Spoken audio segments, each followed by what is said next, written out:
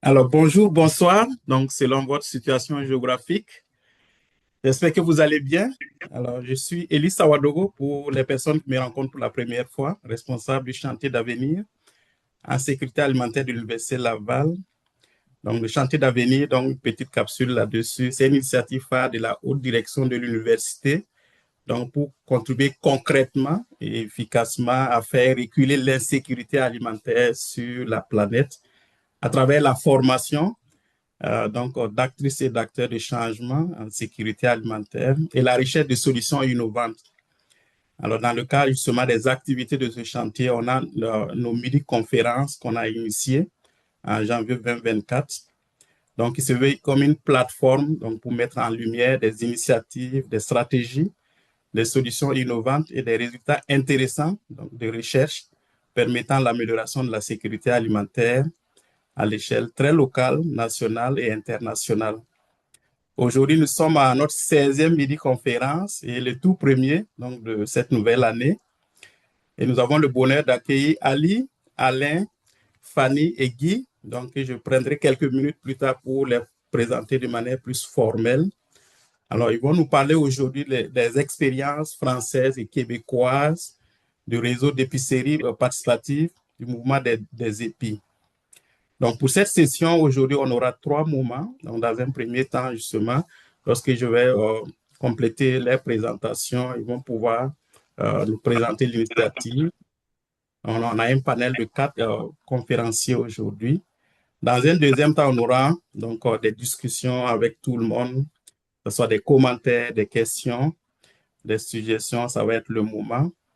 Et finalement, donc, la dernière partie donc, va être dédiée pour quelques messages clés. Sarah Champagne, qui est finissante du chantier d'avenir, a accepté donc de nous livrer quelques messages. Alors, je vous informe que la conférence est enregistrée. Merci de tenir vos micros fermés donc pendant la période de présentation avec nos conférenciers. Bien sûr, n'hésitez pas à laisser vos commentaires, vos questions dans le chat. On va revenir dans la deuxième partie. Je m'en vais maintenant présenter donc de façon plus formelle le conférencier du jour. Je vais commencer avec mon collègue Ali Romdani, qui est sociologue et professeur à l'Université Laval et qui s'intéresse aux aspects sociaux, environnementaux et politiques de la consommation. Ses recherches portent sur... Ses recherches portent sur les formes alternatives d'épicerie, la consommation engagée, l'agriculture durable et les discours de la transition écologique. Merci Ali. Je vais maintenant présenter Alain Poulotte. On a difficulté à le voir, mais c'est ça, c'est pas un problème. Il est ingénieur de formation et c'est en tant qu'élu dans la commune de Châteaufort, en France, donc village de 1500 habitants, qu'il a animé le groupe de travail d'une dizaine de citoyens pour définir le concept d'EPI en 2015, donc l'année de la COP 21. Un concept qui se veut avant tout un groupement d'achats citoyens sans marge directe producteur, favorisant le lien social et intergénérationnel. Alain est également cofondateur du premier EPI Châteaufort en janvier 2016, donc ça fait déjà une décennie, puis cofondateur de la start-up SAS Monepi de 2017 à 2024, qui a développé l'outil informatique mutualisant l'ensemble des épis et data alimentaires au niveau national en France. Il est le président depuis la fin de l'année 2024 de l'association du mouvement des épis. Merci Alain. Alors, je présente maintenant Fanny Martin, qui est cofondatrice avec Guy Dufour de Bosco Management Accompagnement, un organisme qui conseille notamment les organismes à but non lucratif et les associations dans leurs enjeux stratégiques, opérationnels, communicationnels et événementiels. Fanny est diplômée de l'Université Laval et possède une expertise terrain reconnue en gouvernance associative, en communication et en coordination opérationnelle. Son expérience directe auprès des organismes lui permet de bien saisir les défis quotidiens auxquels font face les équipes associatives, particulièrement en matière de gestion des ressources limitées et d'optimisation des processus. À titre de responsable de projet pour le mouvement des épis Québec, depuis 2023, elle coordonne l'implantation de cette initiative qui vise à créer du lien social et à renforcer les communautés locales par la consommation responsable. Son approche repose sur un accompagnement qui respecte la réalité de chaque milieu et mise sur des stratégies adaptées à leurs capacités. Merci Fanny. Et finalement, Guy Dufour, qui est cofondateur de Bosco, donc il a plus de 25 ans d'expérience comme cadre supérieur dans le milieu de l'éducation. Il a notamment occupé les fonctions de secrétaire général et de vice-recteur aux affaires administratives et financières de l'École nationale d'administration publique avant sa retraite. Il met aujourd'hui son expérience au service de l'entrepreneuriat social. C'est par le biais de Bosco qu'il porte le projet d'introduire au Québec une version adaptée du mouvement des épis, initiative française lancée en 2015 à Châteaufort. Cette démarche collective et solidaire vise à faciliter l'accès aux produits locaux de qualité tout en réduisant l'empreinte environnementale. Grâce à une plateforme numérique accessible, le mouvement crée un lien direct entre producteurs et citoyens, redynamise les communautés rurales et encourage une consommation responsable ancrée dans les territoires. Merci Guy, merci Alain, merci Fanny. Merci pour d'avoir accepté cette invitation. Merci pour votre disponibilité. Comme je vous disais par courriel, on a hâte vraiment de vous entendre par rapport à cette initiative vraiment intéressante. Donc, dans un premier temps, je vais laisser la parole à Ali, qui va nous faire vraiment une mise en contexte de façon plus large, de la littérature autour, ben, vraiment de tout ce qui est comme travaux, on va dire, autour des épiceries participatives. Donc, Ali, je te laisse la parole dans un premier temps. Après, donc, ça va être le tour d'Alain de nous parler ben, de la genèse donc, de cette initiative-là au niveau, dans le contexte français et de nous parler ben, des bons coups, les difficultés rencontrées dans ce contexte-là. À la suite de Alain, donc ça va être le tour de Fanny et de Guy de nous dire ben, comment ça se déploie au niveau du Québec. Bon, c'est en 2023 que vous avez commencé, en tout cas, nous faire l'état des lieux et de pouvoir nous parler aussi des perspectives. Ali, je te laisse aller, c'est que tu as une présentation de prévue. Super, merci beaucoup, Élie. Merci beaucoup à tous pour votre participation aujourd'hui. Donc, on m'a déjà présenté, donc c'est pas nécessaire. Je vais juste m'excuser aussi. J'ai le nez un peu enrhumé, donc ça se peut que ma diction ne soit pas excellente ce midi, mais on devrait s'en sortir quand même. Donc, je vais essayer de pas trop parler aujourd'hui. Vraiment, mon but, c'est juste d'arriver à mettre en contexte pourquoi est-ce qu'on a besoin au Québec d'épiceries participatives. Donc, je vais surtout m'attarder aux problèmes auxquels viendrait répondre ce type d'initiative. Donc, premier enjeu. Évidemment, au Québec, on vit une grande crise de l'insécurité alimentaire qu'on pourrait même nommer de crise silencieuse. Aujourd'hui, les plus récentes statistiques sur le sujet énoncent que environ, l'insécurité alimentaire toucherait environ 20% des Québécois en 2025, ce qui est une proportion assez énorme. Il faut dire que c'est de l'insécurité alimentaire qui n'est pas vécue nécessairement tous les jours, mais sous différentes formes et de manière diffuse. Environ 75% des personnes qui sont concernées par l'insécurité alimentaire sont en situation d'emploi. Donc, pour moi, cette donnée-là, elle est importante pour briser le préjugé que elles sont souvent en fait, que ça pourrait être les personnes les plus précaires. Ce sont des personnes qui veulent pas travailler nécessairement.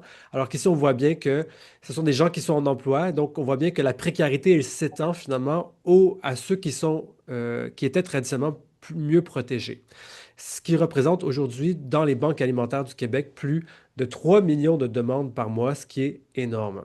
Donc, premier enjeu, la question de pouvoir s'alimenter. Tout simplement, de trouver une quantité suffisante et une qualité nécessaire d'alimentation pour se nourrir quotidiennement. Deuxième enjeu, évidemment, impact environnemental. On sait aujourd'hui que nos systèmes alimentaires, c'est-à-dire que nos manières de produire transformer, distribuer et consommer la nourriture représente environ 30% des émissions de gaz à effet de serre à l'échelle mondiale et est responsable de 80% de la perte de biodiversité. Et évidemment, ça a aussi des impacts pour les inégalités sociales, hein. Comme on l'a vu, quand on a finalement un système alimentaire qui détruit la planète et qui produit des inégalités qui ne permettent pas à tout le monde de manger équitablement, ça fait que ceux qui ont moins les moyens sont obligés de manger de manière contrainte, ne sont pas libres de leur choix de consommation alimentaire et donc mangent la nourriture la moins chère. Or, ce qu'on voit, c'est que cette fameuse nourriture pas chère, ce cheap food, eh bien, elle est une composante intégrale du système alimentaire. Et là, ici, c'est un petit schéma intéressant que j'aime bien présenter pour illustrer finalement que à la fois la malnutrition dans les pays en développement et aussi au Canada, le fameux 20% que je parlais tout à l'heure de gens qui ont du mal à se nourrir, et en même temps l'obésité, le surpoids, donc ceux qui ont accès à trop de calories, mais souvent aussi des calories de mauvaise qualité, eh bien, ces deux externalités-là du système alimentaire, elles sont eh bien, elles sont intégrantes à ce fonctionnement même. C'est-à-dire qu'aujourd'hui, il y a autant de gens à travers le monde qui sont mal nourris que de gens qui sont en obésité. Et donc, c'est le même système pourtant qui produit ces deux conséquences-là. Donc ici, ce schéma-là est pour illustrer que notre système alimentaire, il n'est pas optimisé, on va dire, il n'est pas configuré pour produire une alimentation de qualité pour tous, il est optimisé pour concentrer le capital dans les mains de certains acteurs. Et c'est le but ici de ma prochaine slide, c'est de souligner qu'au Canada, 80% du marché de la distribution alimentaire est accaparé par cinq grandes entreprises, ce qui, au Québec, représente environ 54% du PIB bioalimentaire. C'est-à-dire que dans tous les maillons du système alimentaire, produire, transformer, distribuer, consommer et aussi la gestion des biodéchets, une grande partie de la plus-value du système alimentaire, elle est accaparée par les distributeurs. Et donc, c'est pour ça que le schéma ici, sous forme de système, un peu comme on le voit à gauche, il n'est pas tout à fait exact pour représenter la réalité. Ça serait plutôt un schéma sous forme de sablier dans lequel on aurait des millions à l'échelle mondiale, des millions de producteurs agricoles qui sont coincés par un goulot d'étranglement par les transformateurs et les distributeurs qui, eux, finalement, sont les principaux intermédiaires qui vont pouvoir écouler la production auprès des consommateurs. Donc, on le voit bien ici que ce sont ces acteurs-là, ceux qui sont au centre du sablier, qui sont les principaux intermédiaires, qui contrôlent finalement à quelle quantité, à quelle qualité, selon quels critères les produits pourront être distribués et donc consommés. Et ce sont évidemment eux qui s'accaparent le plus gros de la plus-value du système alimentaire. Et donc, c'est pour ça ici que dans la littérature, on peut parler de verrouillage du système sociotechnique, c'est-à-dire que ces acteurs-là ont évidemment tout intérêt à ce que les choses restent dans cet ordre-là, puisqu'ils ont contribué à façonner le système alimentaire pour que les choses se passent de cette manière-là. Et donc, c'est pour ça que dans mes recherches, je m'intéresse beaucoup à ce qui peut se faire en marge du système alimentaire dominant. Quelles sont les alternatives, les initiatives, les projets citoyens qui peuvent émerger à l'extérieur du système dominant?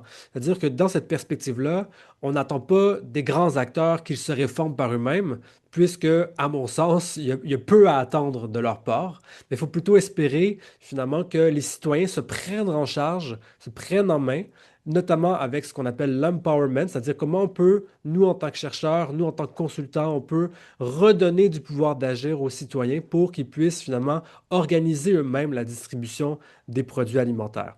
Et c'est tout, et là je vais mettre juste l'emphase sur l'empowerment parce qu'il y aurait plein d'autres qualités qu'on pourrait nommer aux épiceries participatives, mais je vais laisser les prochains conférenciers en parler.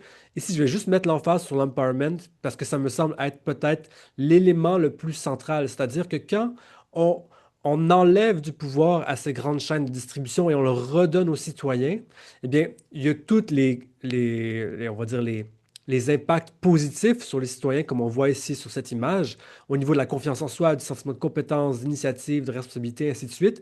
Mais c'est aussi, on enlève du pouvoir finalement aux grands distributeurs et on le redonne aux citoyens.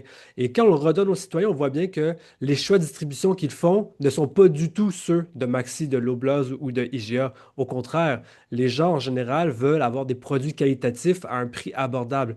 Et c'est, à mon sens, une des solutions que permet de faire les épis, c'est-à-dire en rapprochant consommateurs et producteurs, en s'auto-organisant, on permet finalement d'atteindre un système alimentaire qui est plus juste pour les consommateurs et plus juste aussi pour les producteurs agricoles, puisque chacun s'y retrouve davantage en éliminant finalement l'intermédiaire qui est la grande distribution.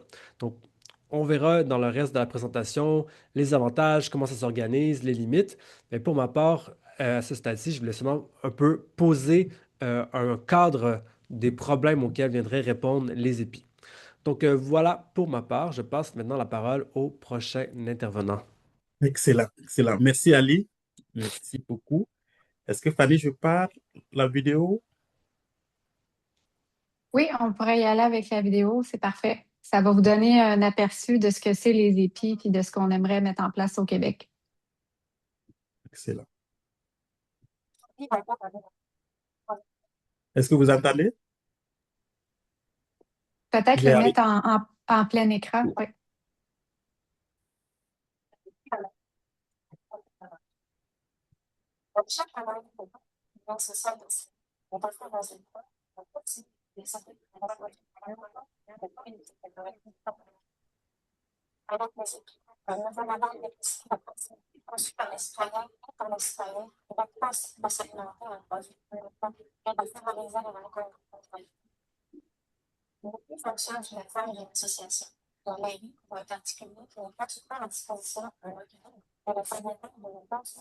Ouais, on n'entend pas très bien le son, Élie.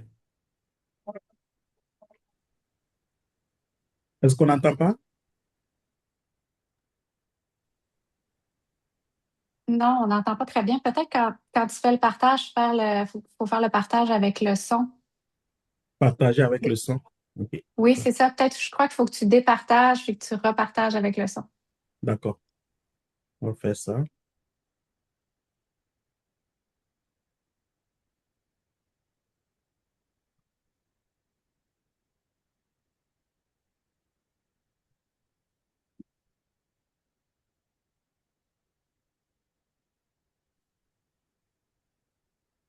Le paiement en ligne, la participation des adhérents, la gestion des adhésions, Est-ce que ça marche? J'ai arrêté, mais ça marchait. OK. l'envoi des commandes aux producteurs, un Désolé, mais ça. village où plusieurs producteurs pourraient répondre aux besoins des habitants. Pourtant, elle doit faire des kilomètres pour faire ses courses au supermarché. Elle cherche un moyen de recréer du lien social dans sa ville et d'offrir aux habitants la possibilité d'accéder à des produits locaux de qualité à un prix attractif. Avec les épis, un nouveau modèle d'épicerie de proximité conçu par les citoyens et pour les citoyens, il est possible de s'alimenter en produits locaux et de favoriser les rencontres entre habitants. L'épi fonctionne sous la forme d'une association. La mairie ou un particulier met gratuitement à disposition un local et les adhérents donnent 2 heures de leur temps par mois pour faire fonctionner l'épicerie. La plateforme monepi.ca gère la boutique en ligne, le paiement en ligne, la participation des adhérents, la gestion des adhésions, l'envoi des commandes aux producteurs, la comptabilité et bien d'autres fonctionnalités. La plateforme s'occupe de toutes les tâches de gestion pour laisser les adhérents profiter des bons côtés comme la sélection des produits ou l'organisation de dégustation. En créant un circuit court, Fanny soutient le développement des producteurs locaux, reprend la main sur son alimentation et participe à la transition écologique à son échelle. Utopie ou alternative concrète? Depuis 2017, des milliers de producteurs ont rejoint le mouvement et près de 500 épis ont vu le jour en France. Au Québec, l'épi pourrait répondre à un besoin fondamental dans les régions où les commerces de proximité disparaissent. De plus, l'épi, en tant que modèle collectif, solidaire et responsable, pourrait renforcer le tissu social de nos communautés. L'équipe bénévole du Mouvement des épis Québec est là pour vous accompagner. Que vous soyez un groupe d'amis qui veut dynamiser son quartier, un conseil municipal soucieux de ses citoyens, une association communautaire en quête de nouveaux projets ou simplement une personne convaincue qu'un autre modèle est possible. Contactez-nous. Notre équipe n'attend qu'une chose, vous accompagner pour faire germer un épi dans votre communauté.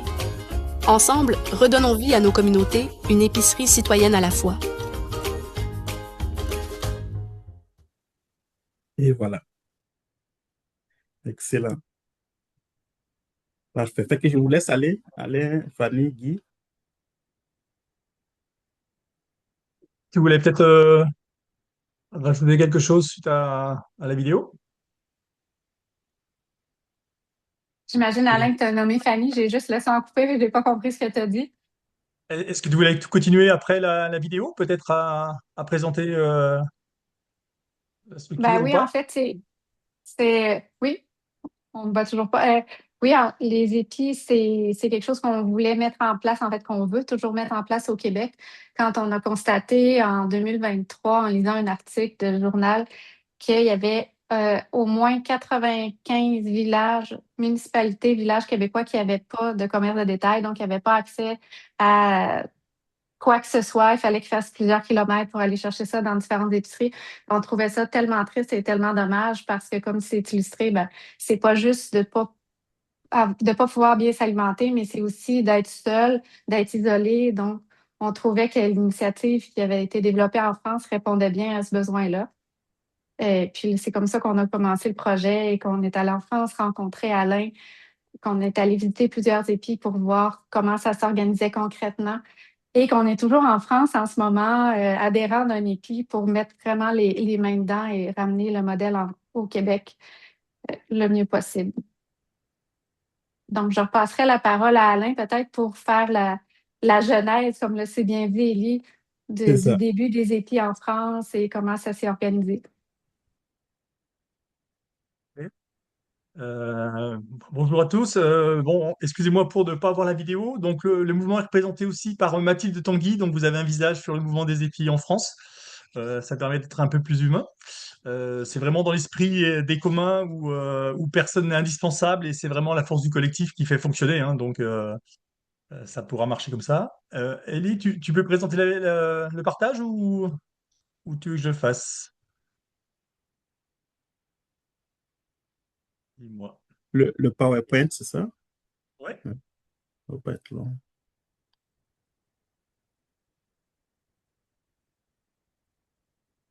Donc, l'idée, c'est vraiment de vous présenter une expérience concrète, hein, puisque ça fait depuis 10 ans que les épis sont en place en France.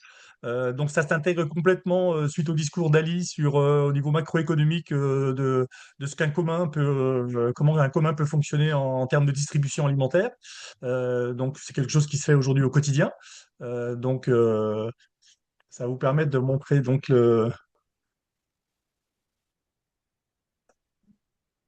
voilà. Donc le mouvement des épis aujourd'hui, donc bah, c'est le réseau de l'ensemble des épis en Île-de-France. Euh, on doit passer, je pense, par d'abord avoir vous expliquer ce que c'est qu'un épi. Mais bon, aujourd'hui, donc la slide suivante, on va commencer par le concept. Donc ensuite les 10 ans, ensuite l'impact économique réel de ce qu'on constate nous à travers les épis. Et puis ensuite présentation de ce que l'association et le mouvement représentent, comment c'est représenté en France. Donc la slide suivante, donc voilà. Donc un EPI, d'abord, c'est d'abord un projet citoyen.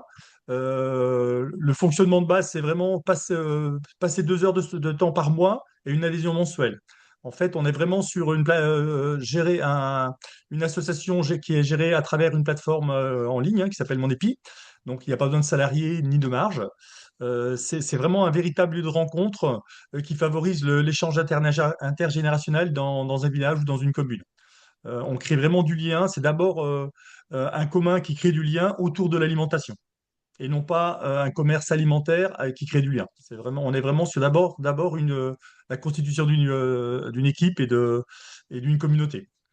Les produits qui sont proposés sont d'abord locaux et essentiellement biologiques, hein. C'est vraiment une façon d'offrir un débouché aux producteurs locaux et surtout leur apporter une rémunération juste, puisque la négociation des prix, il n'y a pas de pression sur les prix au niveau des producteurs. Ça permet aussi de réduire donc les dépenses auprès des adhérents, puisqu'on achète les produits en prix de gros et ils sont distribués sans marge auprès des adhérents. Donc vraiment, on a un accès à l'alimentation de qualité, proche, sans surcoût, sans surcoût. Au niveau de l'empreinte carbone, c'est quelque chose sur lequel aujourd'hui on ne communique pas tant que ça, alors que l'expérience qu'on a, c'est qu'on arrive à quasiment supprimer le dernier kilomètre, qui est souvent le plus carboné dans la distribution. Et l'épi permet, lorsqu'on a un épi d'une centaine de familles, ben, il n'y a qu'une seule personne qui va se déplacer pour aller chercher l'ensemble des produits pour le ramener à l'épi. Donc on diminue énormément l'impact carbone au niveau de la distribution. Donc c'est vraiment C'est un l'un de vos système. sujets préférés, je le Allez-y, sais. ouais, c'est bon. Non, vas-y, Elie, c'est bon. OK. Mettre en avant ceux qui se remontent les manches pour rouvrir des commerces. Et vous avez, de ce point de vue-là, d'autres initiatives aujourd'hui à nous raconter. Notamment pour les épiceries. Alors, monter une épicerie, c'est une aventure, mais franchement, ça vaut le coup et on peut se faire aider. D'abord, il faut trouver un local. Ensuite, il faut créer une association, réunir une cinquantaine de bénévoles qui vont tenir l'épicerie. Et ensuite, il faut faire tourner la boutique. Et c'est là que la plateforme Mon Épi peut vous aider. Elle propose un logiciel qui permet de gérer les factures, la compta. Elle peut aussi vous aider à trouver des fournisseurs, à aménager la boutique, à organiser un roulement dans l'équipe. Et tout ça, c'est gratuit. Et c'est pour ça que les épiceries qui adhèrent s'appellent les épis, c'est ça? Exactement. La plateforme accompagne 450 épiceries dans toute la France. Celle que vous voyez là est à Biarrotte, ça se trouve dans les Landes. Elles sont toutes tenues par des bénévoles, donc avec des prix très compétitifs. Donc ça c'est, on a vraiment le concept de l'épi qui est présenté comme une épicerie, comme un commerce, alors que c'est vraiment à la base un groupement d'achat citoyen et c'est surtout pas un commerce. Donc ça, c'est pas toujours facile à faire comprendre. En pratique, bon, on appelle ça une épicerie, hein, mais il n'y a aucun produit qui est acheté et revendu. Tous les produits sont préachetés par les adhérents et gérés en commun.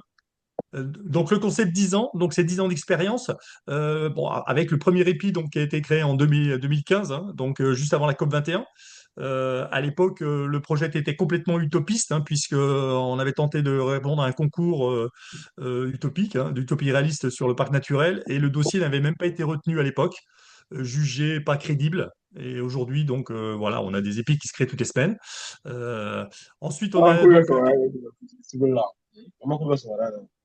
On va fermer les micros, Drissa. Donc, en fait, dès 2017, en fait, d'autres villages ont voulu faire la même chose que nous. Et donc, il a fallu créer une start-up pour créer la plateforme Monépi, de façon à avoir un outil informatique qui puisse permettre d'aider et de répliquer le concept qu'on avait dans notre village. Voilà. Donc, ça, c'est la SAS Monépi qui a été lancée en 2017. On a fait un premier festival des épis en 2019, octobre 2024, deuxième des festivals. Et puis en octobre 2024, de 2015 à 2024, c'est vraiment la start-up Mon Épi qui a porté le réseau des épis. Donc il y avait plus de 150 épis à l'époque, qui était porté donc par une SAS, qui n'était pas très logique. Et donc en 2024, on a créé une association qui s'appelle le Mouvement des épis, qui contient 5 collèges et qui permettent de réunir à la fois les associations, les adhérents, les producteurs, les collectivités et le partenaire Mon Épi qui est dans l'association. Voilà. Et aujourd'hui, donc, on appelle ça le mouvement des épis, qui porte l'ensemble du réseau. Voilà, Élie. Alors, le contexte territorial dans lequel s'inscrivent les épis, en France, bon, on a 62% des communes qui sont dépourvues de commerce, hein. Donc, on est vraiment sur un grand système de distribution qui est parasité par la grande distribution, voilà, avec des grands supermarchés un peu partout. Et donc, aujourd'hui, les épis, c'est 60%, 12% des épis sont dans des communes de moins de 3000 habitants. Mais par contre, on en retrouve aussi en ville. On a des épis étudiants dans les universités. Le modèle peut vraiment s'appliquer dans tout type de collectivité. Aujourd'hui, la demande la plus forte est vraiment dans les communes, mais il n'y a vraiment aucune limite. On en a même depuis cette année créé dans les entreprises.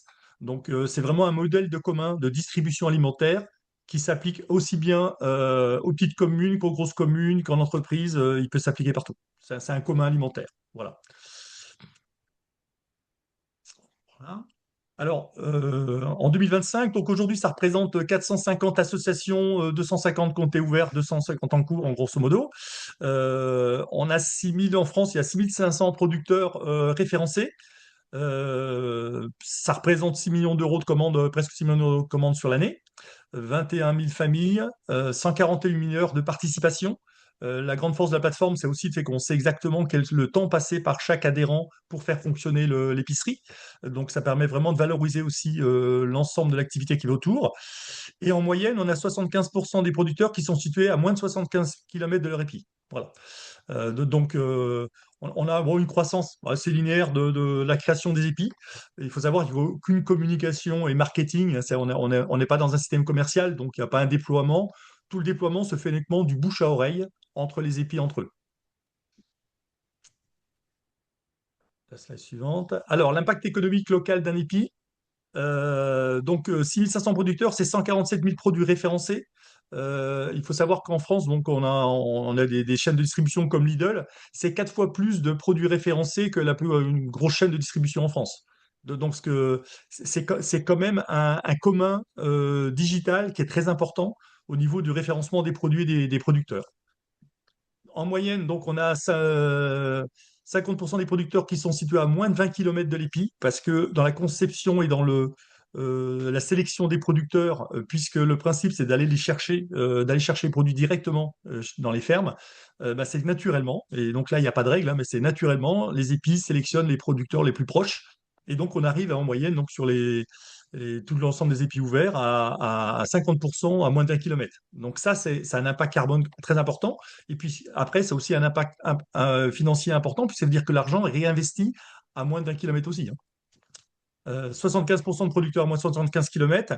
Il faut savoir que chez nous, enfin pour Biocop, qui est quand même une grosse chaîne de distribution de produits bio, qui a un peu ce qu'il y a de plus qualitatif en France en termes de distribution, c'est 15% à moins de 150 km. Donc les rapports entre ce que peut faire un épi par rapport au système de grande distribution classique sont sans commune mesure.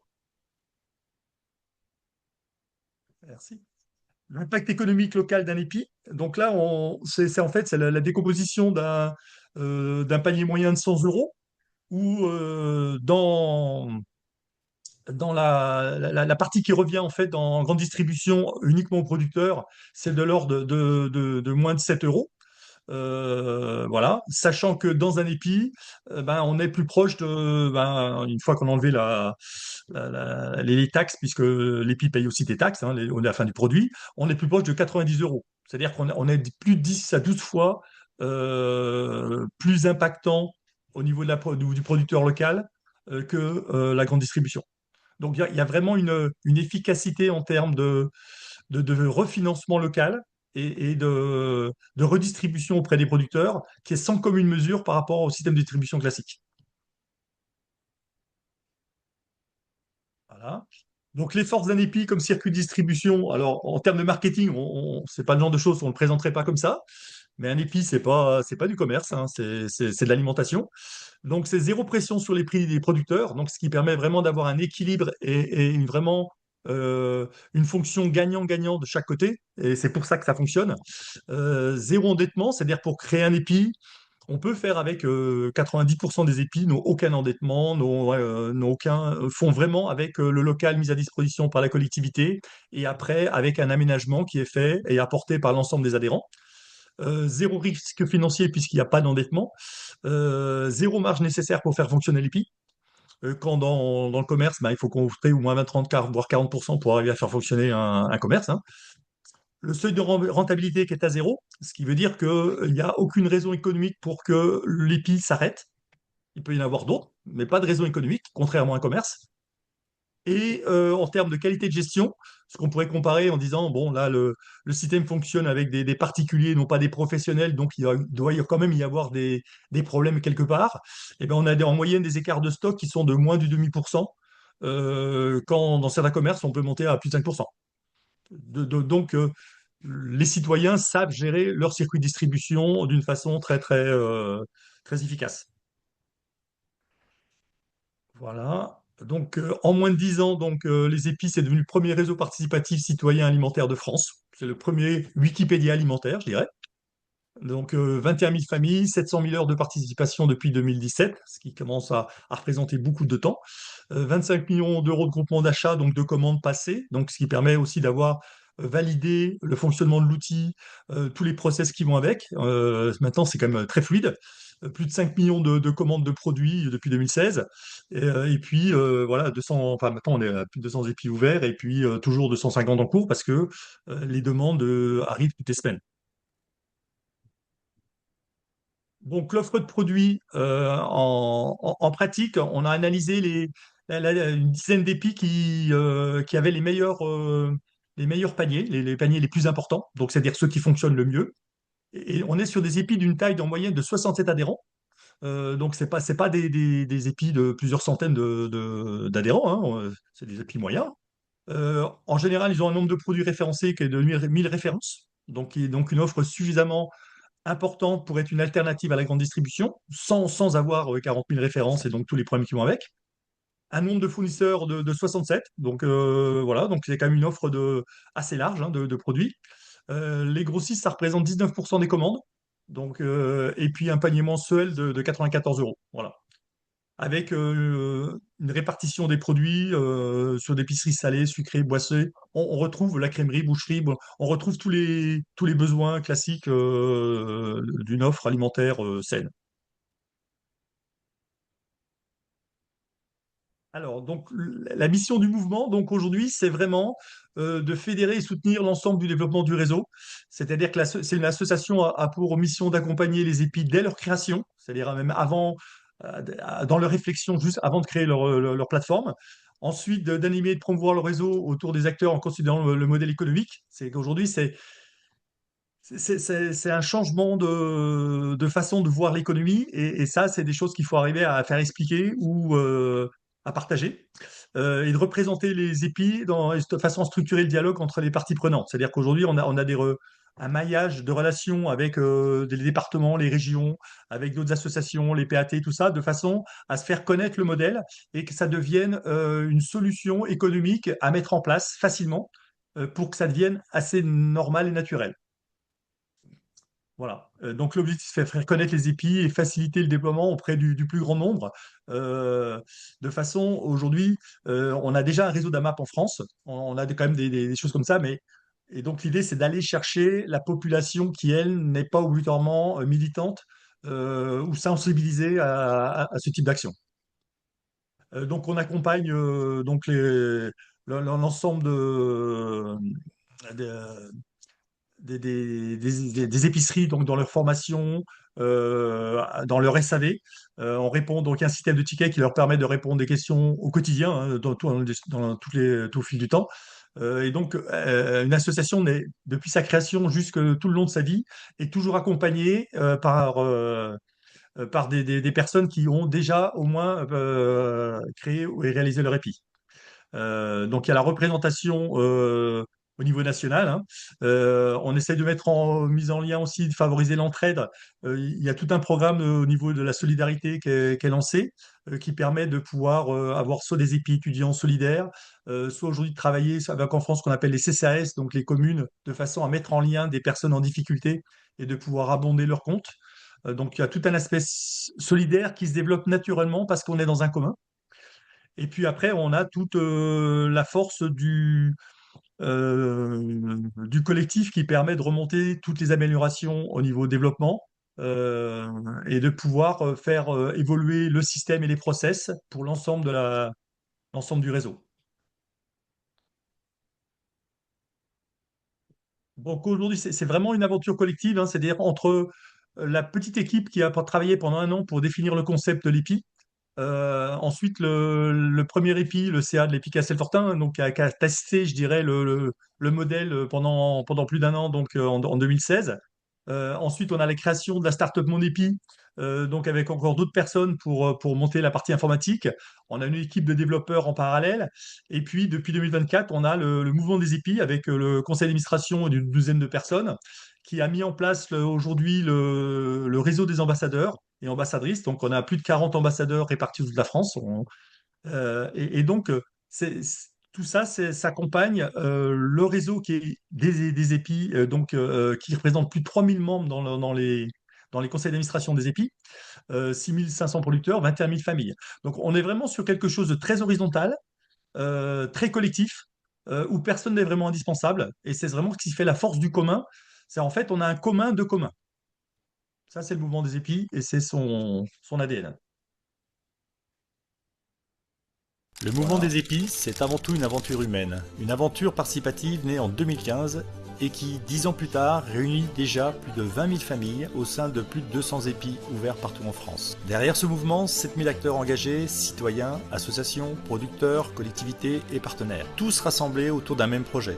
Bâtir une économie participative fondée sur le circuit court, le partage et le lien social. Mais les épis, ce ne sont pas seulement des épiceries participatives. Ce sont des grappes de solidarité des communautés locales où chacun retrouve la joie et la sérénité de faire ensemble. C'est la preuve qu'il est possible de reprendre en main notre alimentation et de réinventer une société plus conviviale, plus juste, plus respectueuse des humains et de l'environnement. Et si ensemble on réinventait le monde de demain ? 2 jours pour se retrouver et faire grandir le réseau, 2 jours pour réfléchir ensemble aux solutions de demain, 2 jours pour cultiver une vision et une ambition collective. À l'horizon 2040, nous souhaitons faire des épis une véritable alternative aux grandes surfaces. Des milliers d'épis partout en France, porteurs des mêmes valeurs, une agriculture saine, respectueuse du vivant et garantissant un revenu digne aux producteurs. Tous ensemble. Pour conclure et pour résumer, en fin de compte, on est vraiment sur sur une solution qui fonctionne sur un modèle de commun, même s'ils n'avaient pas été choisis au départ.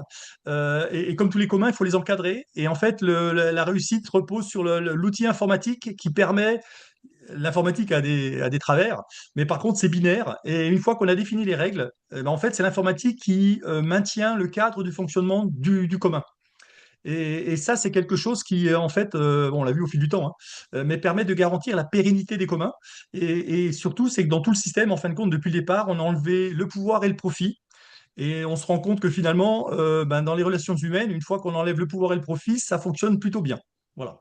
Et je pense que c'est ces 3 points-là qui font la clé de la réussite aujourd'hui de ce qui se développe. Donc, ça fonctionne. Voilà. Ça marche en France. Il n'y a pas de raison que ça puisse pas marcher ailleurs. Voilà. Et Excellent. c'est pour ça qu'on accompagne Fanny et Guy dans leur aventure, parce que c'est une très belle aventure. Excellent. Merci beaucoup, Alain. Super, vraiment intéressant. Super intéressant. Fanny, Guy, donc la parole est à vous. Parlez-nous de comment ça se déploie au Québec. Je vais commencer, Fanny, ou vous m'entendez bien? Oui. D'accord. Je vois qu'il y a eu quand même quelques questions durant la présentation, puis certains vont se demander est-ce que ça correspond à notre réalité québécoise, à l'aspect géographique moins densément peuplé. Vous avez quand même vu dans la présentation que la plupart des épis sont dans des petits villages ou dans disons, des villes de taille assez modeste. On parle de moins de 3000 habitants. Je pense que c'est tout à fait adaptable. Puis notre préoccupation de départ était justement au niveau des municipalités sans commerce de proximité parce qu'on se disait, c'est peut-être là qu'on va avoir une réponse qui pourra être celle que les gens auront choisie. Parce que ce qu'Alain nous a dit à la toute fin, c'est l'épi. C'est surtout une plateforme qui permet de faire converger l'ensemble des besoins d'une association pour opérer une épicerie, comme on peut le dire, ou un regroupement d'achats. Très sincèrement, pour avoir depuis 2 ans là, travaillé à essayer d'adapter, à comprendre le modèle, il faut aussi le comprendre parce qu'il faut changer nos paradigmes. Ce n'est pas un commerce tel qu'on l'entend. D'ailleurs, les quelques démarches qu'on a fait initialement, on avait de la difficulté à transmettre ça. Puis je vois qu'Alain a toujours cette même difficulté-là au niveau du mouvement des épis en France. Mais il faut le voir différemment. Il y a près de 450 épis en France, puis je suis sûr que chaque épi a sa couleur particulière. Il y a ces 450 épis différents, mais qui convergent vers une seule plateforme. La plateforme, c'est l'outil qui permet à des gens qui se sont mobilisés à offrir une solution, puis à quelque chose qui pourrait être différent. On a fait une tournée de quelques épis pour essayer de s'approprier puis de poser nos questions. Puis c'est ce qu'on a vu aussi. Certains vont faire beaucoup plus que l'épicerie parce qu'on voit que ça a recréé le tissu social. Les gens nous le partagent spontanément. On a développé le réflexe de se voir. Puis en échangeant sur nos besoins, on se rend compte qu'on a besoin peut-être d'un potager. On a perdu notre tabac ou le petit café local. Donc, on a un côté café qui s'est ajouté. Il y a du troc qui s'est intégré à tout ça aussi. Donc, l'EPI va aller aussi loin que le regroupement de citoyens, que la mobilisation du regroupement de citoyens. C'est un peu comme ça qu'on pourrait le voir. Puis, c'est ce qui fait la différence. À partir de là, tout est possible. On parle de zéro marge. Zéro marge, c'est un souhait. Il pourrait y avoir une EPI qui décide de mettre une marge ou une marge minime, mais ce n'est pas nécessaire parce que quand on regarde le profil puis quand on regarde la structure, de la façon dont c'est monté, il n'y a pas besoin d'aller chercher une marge. C'est la cotisation de l'adhérent annuel. Par la suite, c'est la contribution du bénévole, la contribution bénévole de 2 heures par mois par famille et non pas par adhérent, par famille.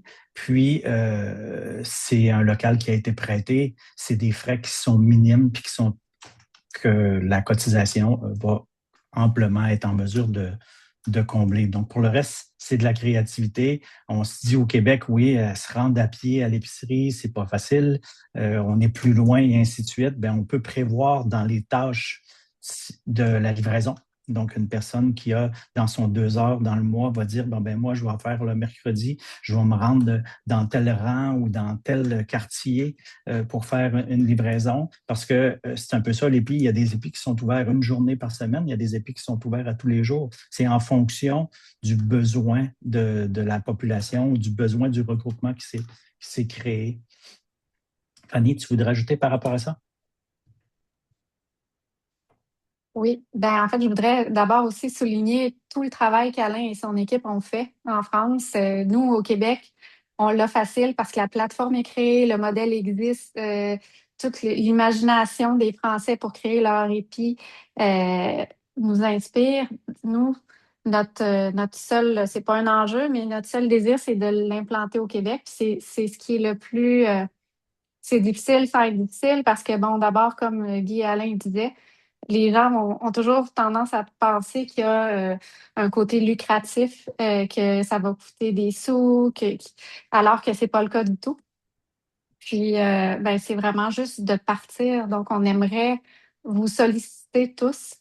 Si parmi vous, il y en a qui connaissaient un village, une municipalité, des gens qui pourraient être intéressés à créer le premier épi parce que on n'a pas encore d'épi au Québec. Le projet est de mieux en mieux monté, mais il nous manque le premier épi pour donner l'envie à d'autres épis de se créer partout. Donc, l'épi modèle québécois. Alors, écrivez-nous si vous connaissez des gens ou si vous avez envie de cette initiative-là, là, qui peut être, comme disait si bien, faite de différentes manières, là. Au Québec, nous, on a le Cercle des fermières aussi, qui est pas en France, mais souvent, il y a des ressemblances avec le Cercle des fermières qui vont venir se greffer à un épi local, que ce soit pour du tricot, pour toutes sortes de choses. Ça peut être très varié. Puis, il y en a qui posent aussi comme question, mais est-ce que pour d'autres besoins essentiels qui ne seraient pas, par exemple, possible chez un producteur local comme des essentiels sanitaires, ben, il y a toujours moyen de faire affaire avec des plus gros distributeurs pour avoir les choses à un moindre coût pour que l'épi devienne complet, si c'est le souhait de la communauté de tout avoir en une place. Puis, mais Oui. si vous êtes... Vas-y, Guy. Ben, quand on regarde le fonctionnement proprement dit, ben, la liste des produits, ben, c'est la liste des produits qui ont été décidés par les adhérents. Il y a la plateforme le permet, il y a des produits qui sont testés, il y a des produits qui sont retirés. D'ailleurs, quand on entre sur la plateforme, on peut choisir le produit qu'on veut, mais on peut aussi commenter le produit en disant, ben, on aimerait peut-être avoir un autre produit ou on aimerait peut-être essayer un autre produit. Il y a des produits qui fonctionnent moins bien que d'autres. Puis, tout est dans la perspective de servir les adhérents qui en font partie le plus possible sans entrer dans l'aspect varié. Fait que c'est sûr que quand on rentre dans un épi tel qu'il a été conçu en France, ben, il n'y a pas une variété d'un même produit. Il y a un produit qui va avoir rallié les membres, puis c'est ce produit-là qui sera disponible et accessible. Fanny parlait justement de la possibilité de travailler avec un grossiste. C'est sûr qu'au Québec, c'est une des premières réflexions qu'on a eues. On s'est dit, on ne peut pas être entouré de 75% des producteurs autour d'un village pour alimenter l'épicerie. Ce n'est pas possible. Donc, c'est de travailler avec une coop, c'est de travailler avec un grand distributeur pour les produits de première nécessité. Par rapport au coût, mais encore une fois, Alain le mentionnait très bien aussi, c'est les prix d'achat du fournisseur de proximité. Donc, si on a un producteur bovin, ben c'est le prix qu'il va vendre, mais sans pression des grandes surfaces et tout. Ce qui fait qu'en bout de parcours, ça nous donne des produits qu'on a choisis.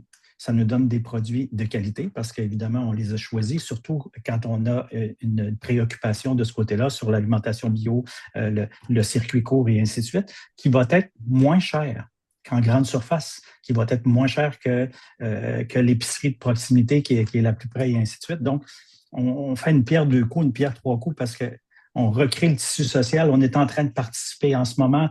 On peut... On a commencé à faire notre implication de 2 heures par semaine, puis déjà, on rencontre des gens, puis déjà, on voit que ça change tout. Les gens ont tendance à aller à l'EPI quand c'est ouvert, puis à échanger entre eux, puis à essayer de voir, puis on a besoin de ça aussi au Québec, surtout dans les régions qui sont dévitalisées. C'est pour ça que nous, Fanny et moi, au Québec, quand on a pensé au mouvement des épis, on a pensé aux 95 villages qui n'ont plus de commerce de proximité parce que quand tu n'as plus de commerce de proximité, c'est parce qu'au niveau commercial, il n'y a plus de possibilités.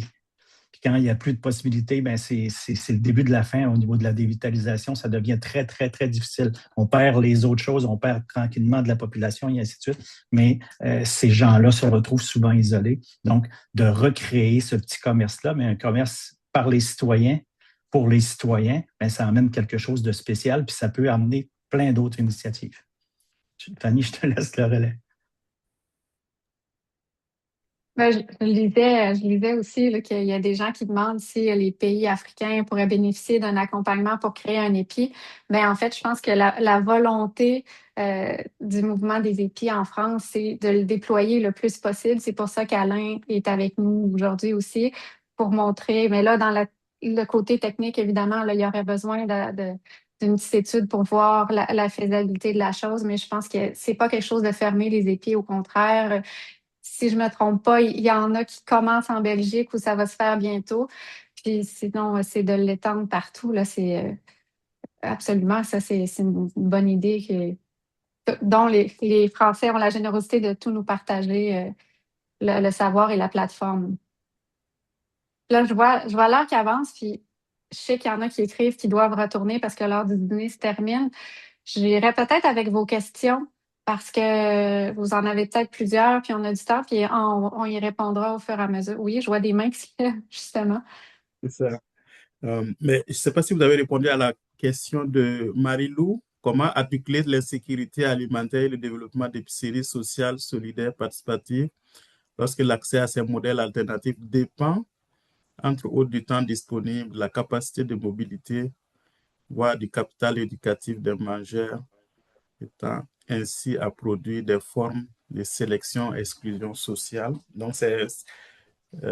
J'ai vu passer la question, mais le mouvement des épis, puis les épis n'ont pas de réponse à tout.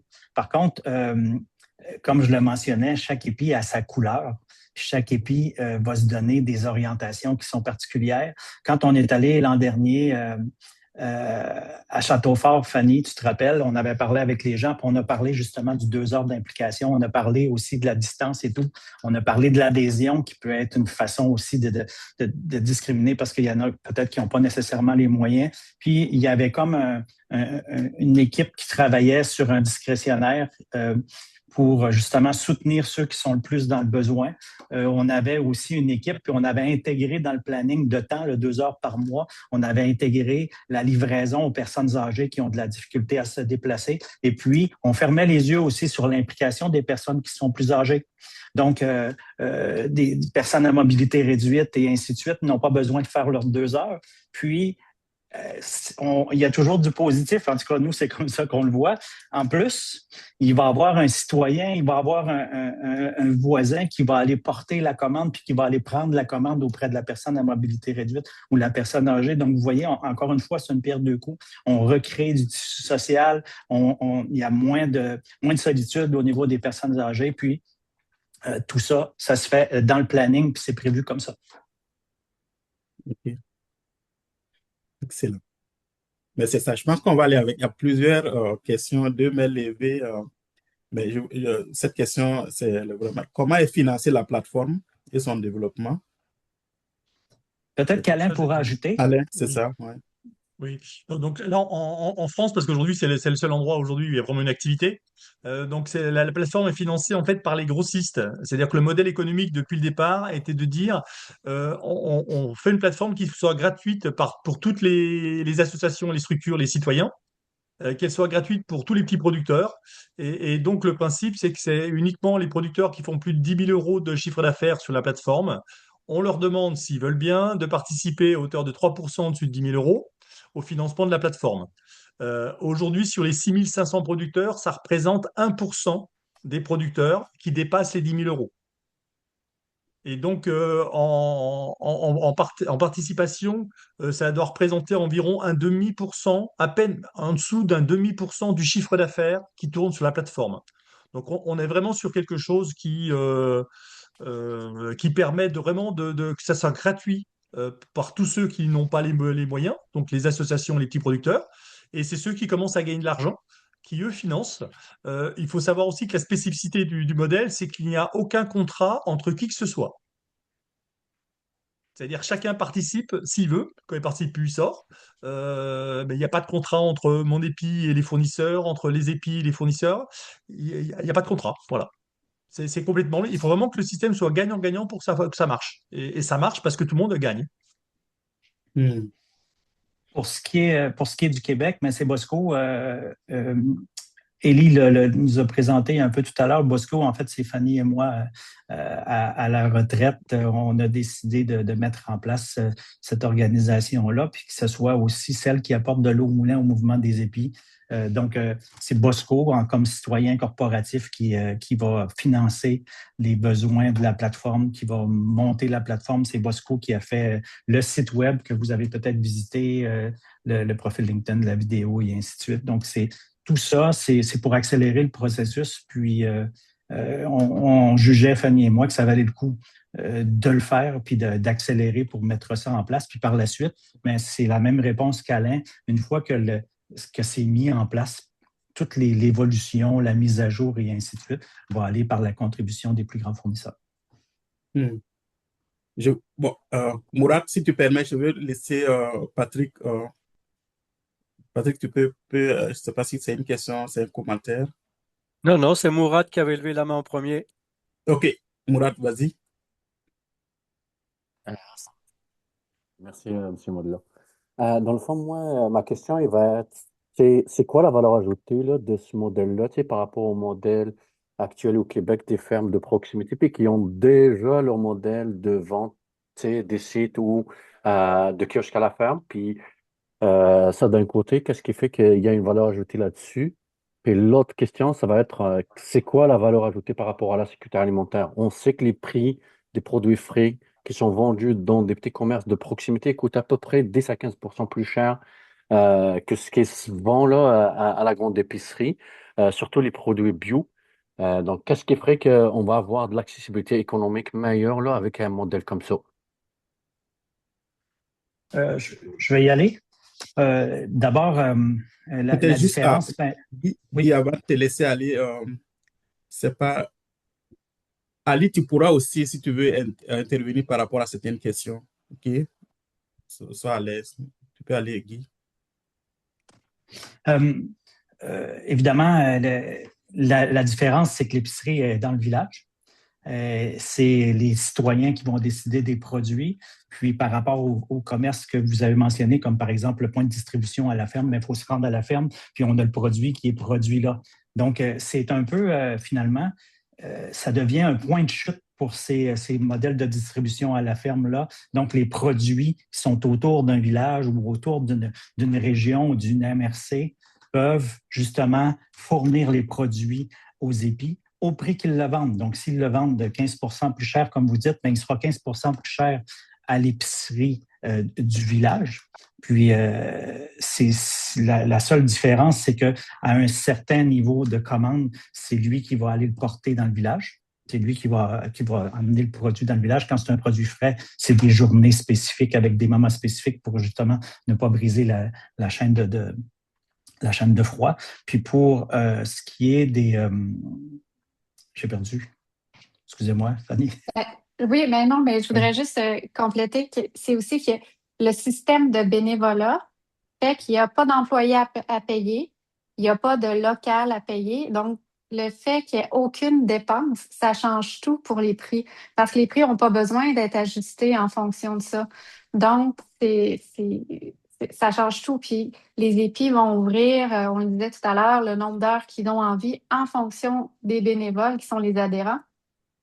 C'est libre, c'est vraiment libre à chacun, à chaque épi. Un épi qui voudrait justement aller chercher des produits un petit peu plus loin parce que il y a juste du maïs autour de lui, pourrait le faire. Il n'y a pas de règles, comme le mentionnait Alain. Mais c'est sûr que l'idée, c'est vraiment d'être le plus local possible, de ne pas aller chercher un producteur plus loin si on en a un qui fournit la même chose. Puis, tu avais une autre question, Mourad, tu avais la valeur ajoutée. Oui, vas-y. C'est ça. Pour l'accessibilité économique. Ouais. L'accessibilité.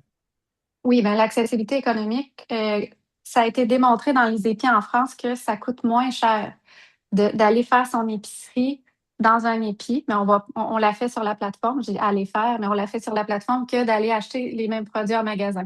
Évidemment, on ne fait pas compétition à la Chine ou ces choses-là, mais on parle des produits d'une qualité similaire. Donc oui, il y a une grosse valeur ajoutée pour ça. Puis quand on parle du coût de l'adhésion, c'est pas quelque chose de cher. C'est 50 € par année en France. Donc, on irait avec un 75 $ par année au Québec. C'est pas des coûts exorbitants qui vont faire reculer les gens. Puis encore là, il y a toutes sortes de choses qui peuvent se mettre en place. Si, par exemple, il y a des étudiants qui n'ont pas les moyens de payer à la même hauteur, mais qui seraient disponibles pour faire un peu plus de bénévolat, tout est flexible, tout est malléable en fonction des besoins de chaque épi. Puis si je peux rajouter mon grain de sel aussi. Donc, je pense par rapport à ce qui se passe au Québec, c'est-à-dire que oui, au Québec, on a déjà, des groupes de fermiers de famille, des fermières de famille, des pôles agroalimentaires, il y a déjà des marchés de proximité. Mais la différence, c'est que cette offre-là, elle est structurée par les producteurs agricoles. Alors que là, ici, on parle d'une offre qui va être structurée par les consommateurs. Donc, les épis vont vraiment s'ouvrir. Donc, c'est complémentaire, évidemment. Donc, les épis vont s'ouvrir là où les consommateurs vont trouver qu'il n'y a pas une offre qui répond à leurs besoins. Donc, ça va s'ouvrir sans doute dans des territoires où il n'y a pas de pôle agroalimentaire, où il n'y a pas de livraison de permis de fermier de famille. Donc, c'est dans ce sens-là que moi, je trouvais que c'était assez intéressant, cette complémentarité. Je voudrais aussi, juste, si vous me permettez, les épis ne veulent pas faire compétition à des commerces qui sont déjà en place, surtout pas. Donc, c'est quelque chose qui fonctionne bien au Québec. Il n'y a pas un épi qui va aller s'installer à côté parce qu'il n'y a pas de profit, donc il n'y aurait pas d'intérêt. C'est vraiment pour soutenir les communautés qui ont plus ça, qui vont avoir peut-être un dépanneur, mais que le dépanneur, ben, c'est cher, il n'y a pas de produits de qualité ou qui n'ont plus rien, justement, mais on ne fait pas de compétition avec des commerces existants. C'est pour ça qu'on a commencé en indiquant qu'on ciblait d'abord les communautés qui n'ont pas de commerce de proximité ou qui ont des commerces de proximité qui vont, on va dire, défaillants. Pour nous, c'est important de commencer comme ça. Ce qu'on voit, ce qu'on a vu en France, c'est qu'il va y avoir par la suite des initiatives qui existent déjà, des coopératives ou des regroupements qui vont revenir vers l'EPI pour pouvoir utiliser la plateforme, garder leur modèle, mais utiliser la plateforme du mouvement des épis. Puis c'est quelque chose qui est très possible. C'est quelque chose qui va se faire, je crois, au fur et à mesure, au moment où le mouvement va s'implanter, un peu comme ça se fait en France. Mais pour l'instant, nous, on cible l'endroit où il n'y en a pas, pour éviter de se mettre dans une situation qui pourrait être, disons, conflictuelle pour démarrer quelque chose, mais aussi pour apporter quelque chose de concret à la communauté qui, elle, en a bien besoin. Parfait. Patrick, oui. Oui, deux petites questions rapides. La première, il y a pas de marge, mais il y a des coûts quand même. Parfois, il y a un local, il y a quand même de la logistique, il faut amener les produits. Et puis, donc, je comprends que c'est les bénévoles qui payent tout ça eux-mêmes, finalement. Puis ma deuxième question, c'est comment, enfin, est-ce que dans les expériences plus anciennes en France, il y a eu une petite analyse de fait sur le maintien de l'engagement des bénévoles? Parce que c'est quand même toute la fragilité de ces types de modèles-là. Et puis au Québec, on en a vécu pas mal sur les marchés virtuels. Malheureusement, ils ont presque, aujourd'hui, je pense qu'il en reste deux ou trois qui ont survécu, qui reposent encore une fois sur des temps de bénévoles extrêmement importants. Et donc, est-ce que on a un petit peu de recul là-dessus? Si je peux répondre là sur la pérennité justement des épis, depuis 10 ans, on a un taux de réussite de 95%. C'est-à-dire que les épis qui ont été créés il y a 10 ans, à 95%, ils sont encore là. Et ça, en fait, c'est parce qu'on est sur un modèle où l'adhérent, il a un intérêt à participer parce qu'il bénéficie d'un accès à l'alimentation moins cher et de meilleure qualité. C'est vraiment parce qu'il est gagnant qu'il participe. Et on est vraiment dans l'économie participative et pas dans le bénévolat. C'est-à-dire que c'est pour pouvoir la plateforme, pour pouvoir commander ses produits, il faut avoir réalisé ces 2 heures de participation dans le commun chaque mois. Donc c'est ça qui fait pérenniser. C'est parce que l'adhérent a intérêt, a intérêt dans les produits qu'il participe tous les mois pour pouvoir bénéficier de cet intérêt-là. Et donc c'est ça qui maintient le système en place, simplement parce qu'il est gagnant. Et c'est la plateforme qui encadre et qui fait que chaque adhérent donne bien ses 2 heures, et l'ensemble de ces 2 heures fait fonctionner l'épicerie. Et là, nous, les plus anciens, ils ont 10 ans, et aujourd'hui, ils ont le même nombre d'adhérents, et ils sont toujours là. On n'a que 5% d'épis confirmés sur ces 10 ans. Puis Ce j'ajouterais qui est bien aussi que la supérieur au plateforme, commerce. oui, Vas-y, Fadi, excuse-moi. non, j'allais juste dire qu'on a peut-être passé vite sur ce point-là, mais la plateforme est très bien faite. À chaque semaine, ou même pour les 2 ou 3 semaines à venir, les adhérents peuvent aller choisir des créneaux de tâches qu'ils souhaitent faire, où ils ont du temps. Donc, ils s'engagent déjà, ils mettent leur nom, puis ils sont là. Ça fonctionne très bien, en fait. Le principe, c'est que comme c'est l'adhérent qui choisit la tâche qu'il veut réaliser, c'est éventuellement, on parlait des coûts tout à l'heure, par exemple, l'adhérent qui va choisir le créneau d'aller collecter les produits à la ferme le samedi matin pour les ramener à l'épicerie, c'est lui qui les choisit. S'il n'a pas de voiture, il ne va pas prendre ce créneau-là. Et s'il le fait, c'est parce que ça lui coûte rien. Ou parce que ça lui, voilà, il le fait qu'une fois par mois. En plus, c'est 2 heures par mois. Hein. C'est pas une participation énorme. Sauf que quand vous avez 100 familles, c'est 200 heures de travail effectif qui permettent de faire fonctionner tout ça. Et donc, il n'y a pas de remboursement de frais kilométriques, il n'y a pas toutes ces choses-là. Donc, c'est très simple. En fait, on est sur quelque chose de très simple, très naturel. Les communs ont toujours existé. Euh, voilà, donc on est sur des choses très basiques. Et naturellement, ben, les humains fonctionnent bien ensemble.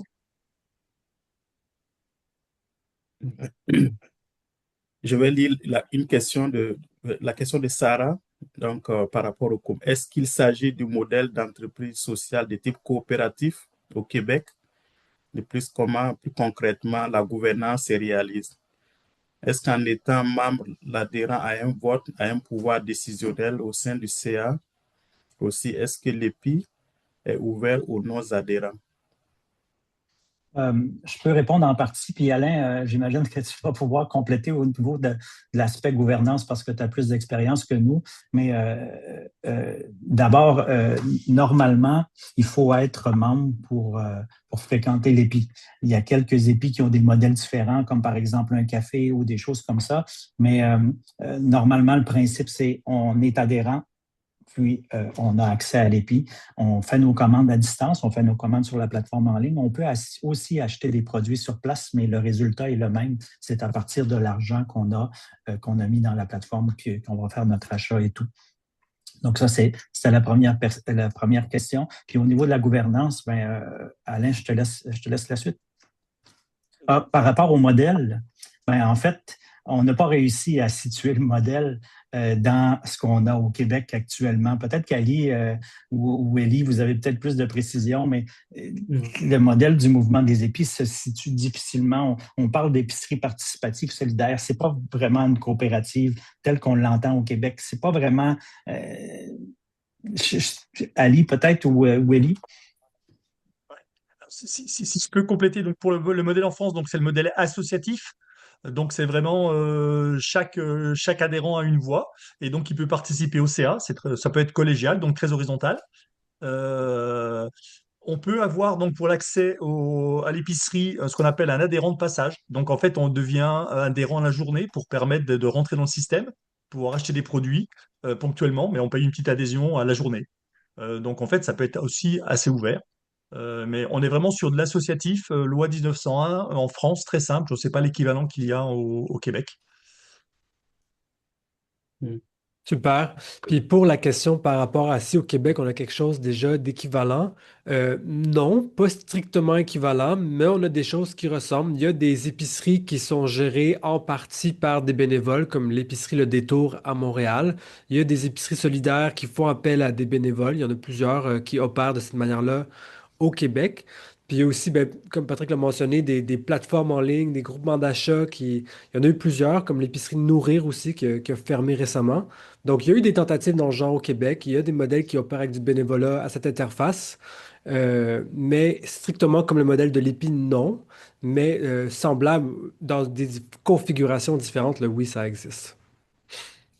Moi, je veux prendre un exemple. Moi, je suis membre d'un jardin collectif, donc pas loin de chez moi, où c'est vraiment du bénévolat aussi ça se matérialise par du bénévolat, plus du temps qu'effectivement les jardiniers mettent.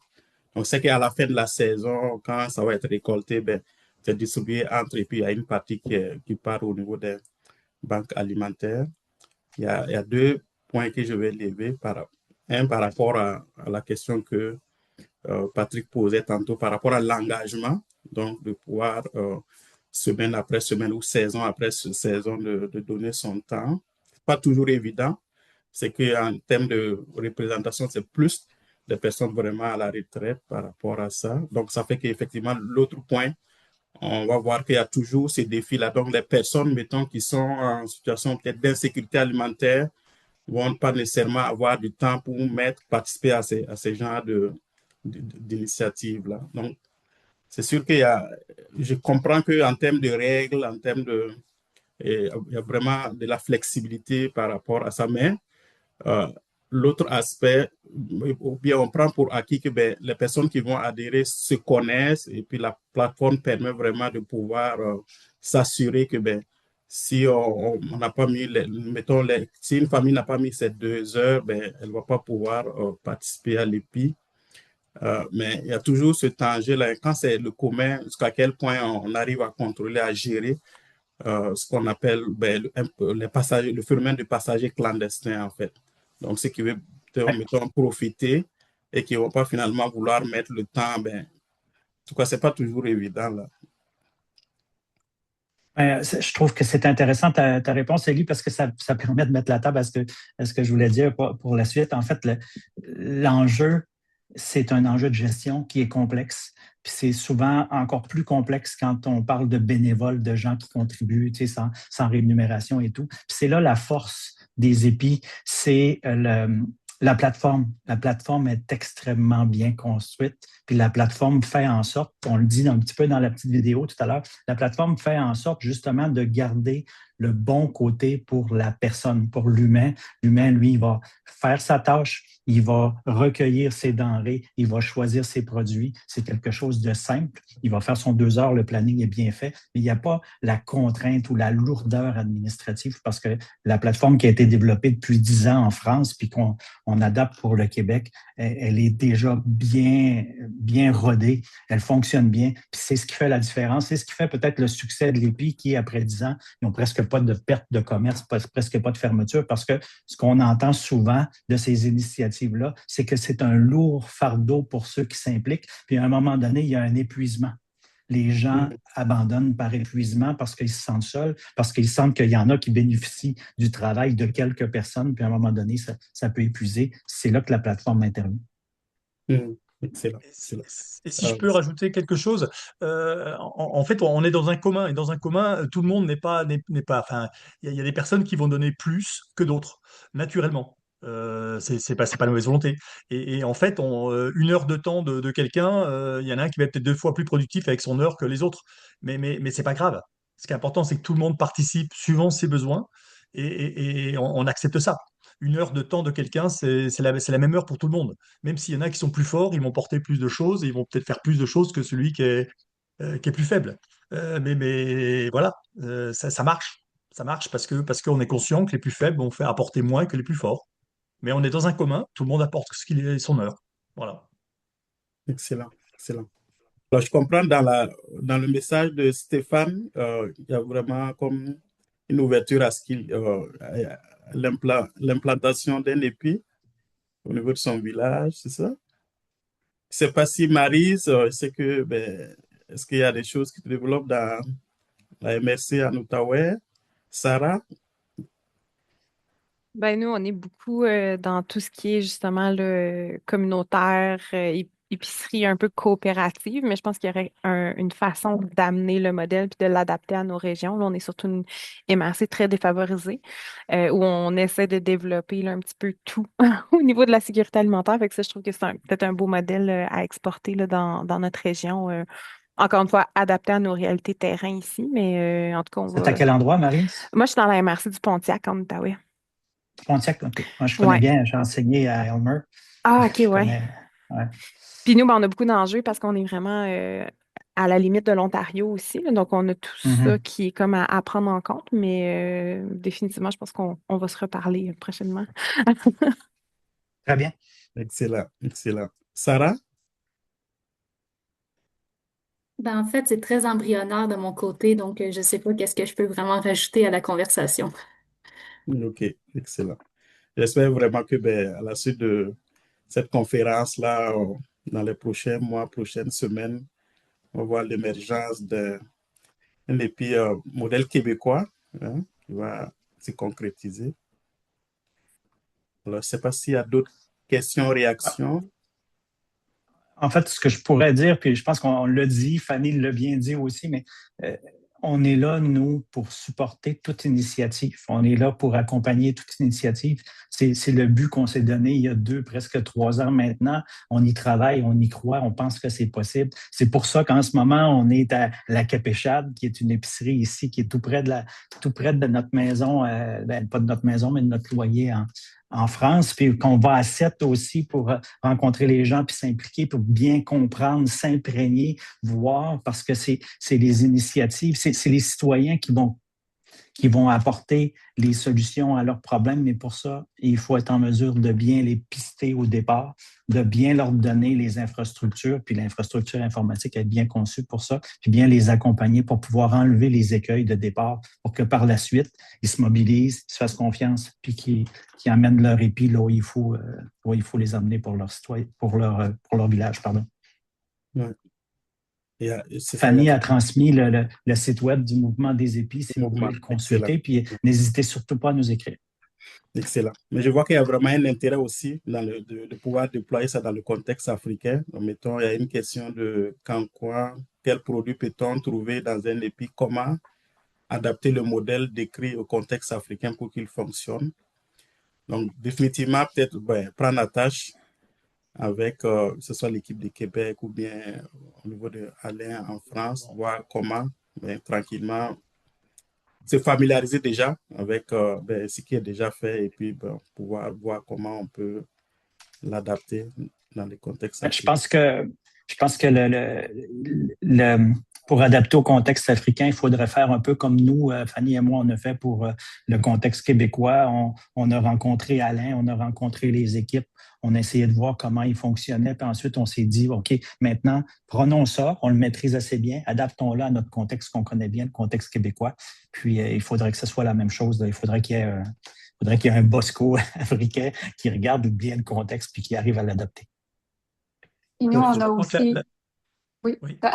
Mais Vas-y, non, vas-y. j'allais juste dire, je te cède la parole, Alain, après qu'on avait eu la chance de travailler avec Luana Poulot, qui est la fille d'Alain, qui, elle, a passé quelques années au Québec. Elle a fait ses études à HEC, puis elle avait pour projet aussi l'implantation des épis au Québec. Donc, Alain nous a mis en contact, puis il y avait un beau travail qui avait été fait de sa part, qui nous a aidé à voir les différences entre la France et le Québec aussi, puis comment l'adapter.